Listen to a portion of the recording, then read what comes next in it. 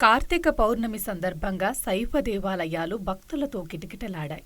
కొత్తగూడెంలోని ప్రసిద్ధ విజయ విఘ్నేశ్వర స్వామి దేవాలయం, ప్రగతినగర్లోని శివాలయాల్లో భక్తి శ్రద్ధలతో కార్తీక దీపాలు వెలిగించారు.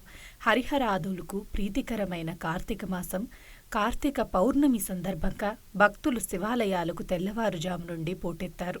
భక్తి శ్రద్ధలతో 365 ఒత్తులతో కార్తీక దీపాలు వెలిగించి శివారాధన పూజలో పాల్గొన్నారు.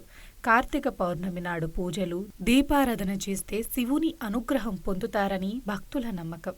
కార్తీక పౌర్ణమి రోజు చేసే పూజలకు ఉపవాసాలు ఉంటారు.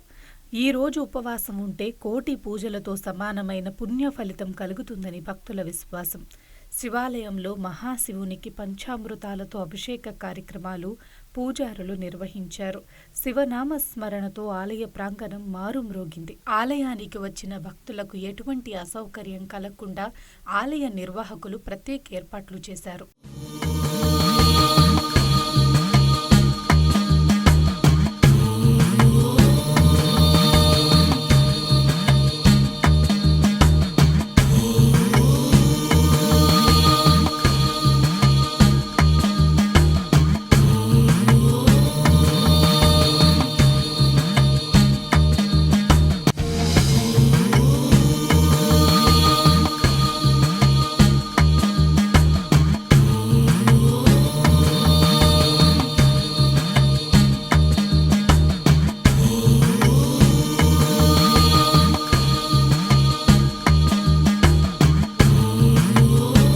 శ్రీ మహాగణాధిపతయే నమః.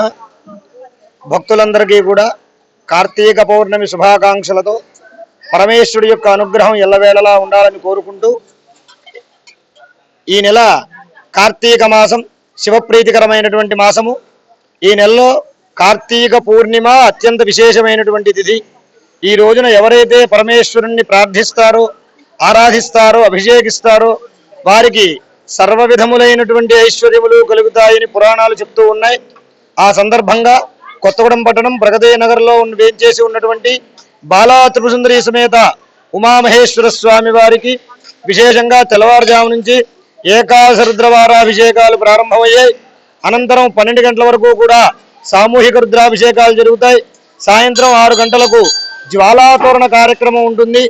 అనంతరం దీపాలంకరణ సేవ, స్వామివారికి ప్రదోషకాలార్చన, హారతుల సేవ, దర్బారు సేవ కార్యక్రమాలు నిర్వహించడం జరుగుతుంది. కావున ఈ కార్యక్రమంలో భక్తులందరూ కూడా పాల్గొని స్వామివారిని దర్శించి స్వామివారి యొక్క తీర్థప్రసాదాలు స్వీకరించి స్వామివారి అనుగ్రహానికి పాత్రలు కావాల్సిందిగా కోరుతూ ఉన్నాం. అందరూ కూడా నేటి రోజు కార్తీక పౌర్ణమి సందర్భంగా ఈ రోజున తమ తమ ఇండ్ల వద్ద దగ్గరలో ఉన్నటువంటి దేవాలయాలకు వెళ్ళి చక్కగా దీపారాధనలు చేసుకుని ఆయా దేవాలయాల్లో ఉన్న భగవంతుడి యొక్క దర్శనం చేసుకుని భక్తులందరూ కూడా ఆయురారోగ్య అఖండ అష్టైశ్వర్యవంతులు కాగలరని మనస్ఫూర్తిగా ప్రార్థన చేస్తున్నాం. స్వస్తి.